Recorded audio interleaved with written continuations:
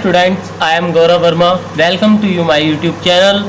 Yesterday you read about the definition of the spherical mirrors, and now we go further read the image formation by a spherical mirrors. Now first rule.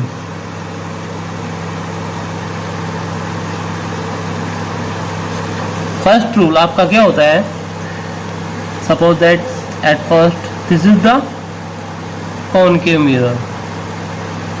If any ray parallel to the principal axis, after the reflection it will be goes at a point it called focus. इसका first rule आपका ये रहेगा कि अगर आपकी कोई एक ray of light principal axis के पैरेलल जाती है तो आफ्टर द रिफ्लेक्शन यह क्या हो जाएगा? फोकस से पास हो जाएगी. आपका सेकंड रूल आता है. अब सेकंड रूल क्या होता है? सेकंड रूल में आप इसका ठीक अपोजिट करेंगे. अपोजिट में क्या करेंगे? इफ अ रे पासिंग बाय अ फोकस, अगर कोई भी एक रे फोकस से पास होती है after the reflection it will be parallel to the principal axis. यह पैरेलल हो जाएगी किसके? प्रिंसिपल एक्सिस के. And now third and last rule. Third rule इसका क्या होता है? आपका ये थर्ड रूल होता है इफ अ रे passing by the centre of curvature, अगर कोई भी रे ऑफ लाइट पास होती है किससे? सेंटर ऑफ कर्वेचर से, it will be sending back, यह अपने वेपर की वापस लौट जाएगी. ये आपका होता है थर्ड रूल. अब हम इन तीन रूल्स को मिला करके 6 इमेज फॉर्म करेंगे. अब आपको ये रूल बिल्कुल कंफर्म लर्न होने चाहिए कि आपकी ये कौन कौन सी रे किससे पासिंग होकर के कैसे जाती है. फिर इससे बाद में हम इमेज फॉर्मेशन पे आते हैं कि इसकी मेन इमेज कौन कौन सी बनी. अब इसमें 6th प्लेस पर पोजीशन रखी जाएगी कि ऑब्जेक्ट कहाँ पर होता है तो इमेज कहाँ फॉर्म होगी. इस तरह से आपको करना है. तो सबसे पहले जो इमेज की फॉर्मेशन है, आपने मान लिया कि let object at infinite, then where is the image form. तो इसके लिए आपको क्या करना है? आपने सबसे पहले एक मिरर बनाना है. मिरर को ड्रॉ करने के बाद आप इसकी प्रिंसिपल एक्सिस को ड्रॉ करेंगे. एंड आपको इन दोनों में से, इन तीनों में से केवल 2 रूल का यूज करके आपको ये इमेज फॉर्म करनी है. तो फर्स्ट हम रे लेते हैं कि suppose that a ray passing by a focus, after the reflection it will be parallel to the principal axis, first rule. and जो second ray आएगी वो सेम टू सेम इसके पैरेलल आएगी. ये आपकी पैरेलल आई और जो सेंटर से होकर जाती है उसका क्या होता है? वो सेंडिंग बैक हो जाती है अपने ही वेपर. तो जो इमेज फॉर्म हुई वो कहाँ पर हुई है? इमेज फॉर्म हुई है आपकी फोकल प्लेन में. कहाँ पर हुई है?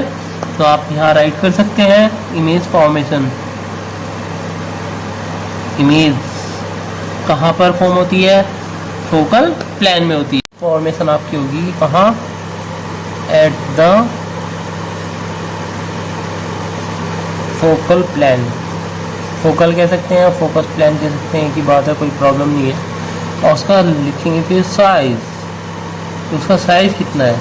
तो आप लिखेंगे हाईली डिमिस्ड. हाईली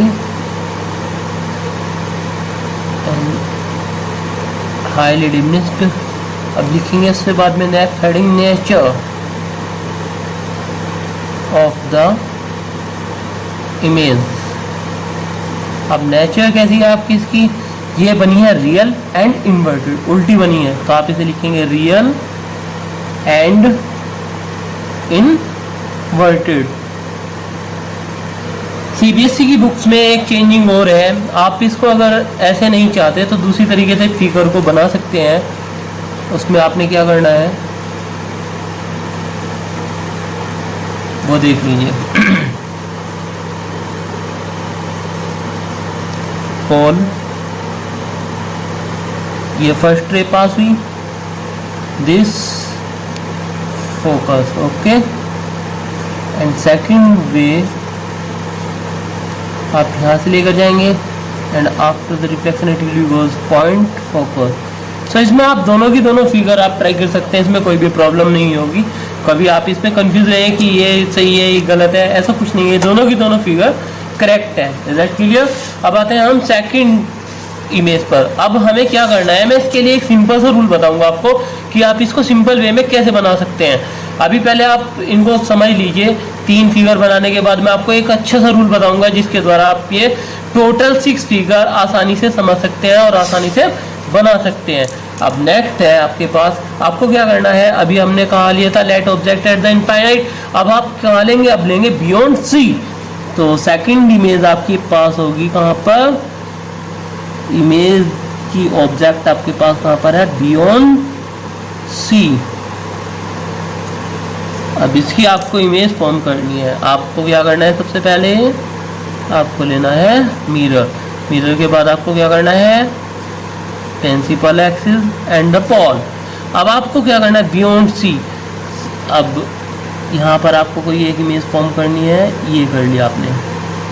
ओके, आपको लिखना है ओ ऑब्जेक्ट मीन्स वस्तु। अब यहाँ से फर्स्ट रे पास होगी parallel to the principal axis, after the reflection it will be goes focus.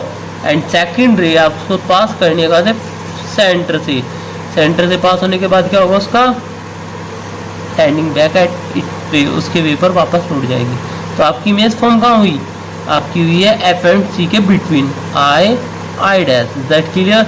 अब आपने जैसे इस वाले पॉइंट पे लिखा था कि आपकी जो पोजीशन है इमेज की, या साइज क्या है और नेचर क्या है, इसी तरह से सेम एज कंडीशन यहाँ पर भी आप राइट करेंगे। तो आप सबसे पहले क्या लिखेंगे, पोजीशन।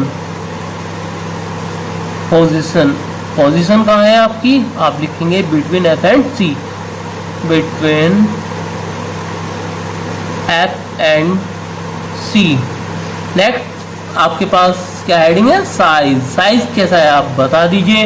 वो आपका कैसा था, हाईली डिमिनिश्ड था, ये केवल डिमिनिश्ड है, MINISHED, डिमिनिश्ड।